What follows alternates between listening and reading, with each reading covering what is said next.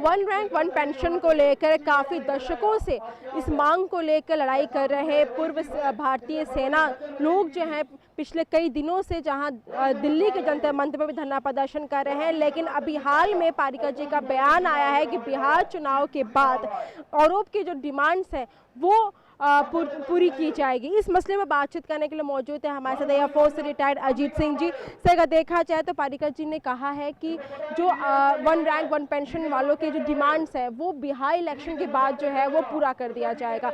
इस मसले पे आप क्या कहना चाहेंगे? ऐसा है कि ये चुनावी जुमला है और कुछ नहीं, चूँकि हमें बैठे हुए यहाँ पर जंतर मंतर से, मेरा नाम सार्जेंट अजीत सिंह है, मैं एयरफोर्स से रिटायर हूँ और हम 135 दिन से आज हमें 135 दिन हम जंतर मंतर पे बैठे हुए हैं और इतने दिन गुजर जाने के बाद में कभी बोलते हमने दे दिया, कभी हम दे देंगे और उन्होंने पहले डिक्लेरेशन दे दिया कि हम लागू कर देंगे। आज ये कह रहा है कि हम तोहफा देने वाले हैं। तो इसका मतलब तो ये क्लियर हुआ कि इन्होंने अब तक कुछ काम नहीं किया है, सिर्फ जुमलेबाजी ही की है, जो कि सभी जानते हैं। पूरे हिंदुस्तान में ये अच्छी तरह जाना जाता है कि अभी तक जुमले चल रहे हैं और अभी जो बिहार चुनाव आए हैं सिर्फ उनको लुभाने के लिए ही ये स्टेटमेंट दिए जा रहे हैं। जैसे ही चुनाव खत्म हो जाएंगे ये अपने वापस अपने जुमला करार दे करके और ये अपने बस यहाँ पर ख़त्म कर दिया जाएगा। सरकार की मंशा पे तो हमें बिल्कुल डाउट है कि ये सिर्फ अपने चुनावी माहौल को देखते हुए ये सिर्फ स्टेटमेंट दे देते हैं, उसके बाद में चुप कर जाते हैं। लेकिन जैसे कि आपने कहा कि ये चुनावी जुमले हैं और इसे लेकर कई दिनों से सरकार जो है अपने बयान देती हुई आ रही है, लेकिन अभी तक उसे लागू नहीं किया गया है।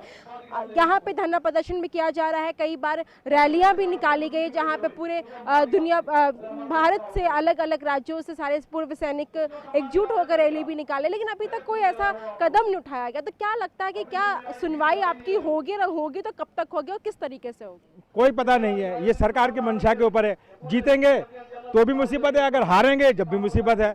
ये दोनों साइड पे ही सरकार के पाल भाने में है। उसके बाद में कुछ ना कुछ इनको फिर इन्होंने खटाई में डाल देना है और इनका कोई ऐसा मकसद नहीं है।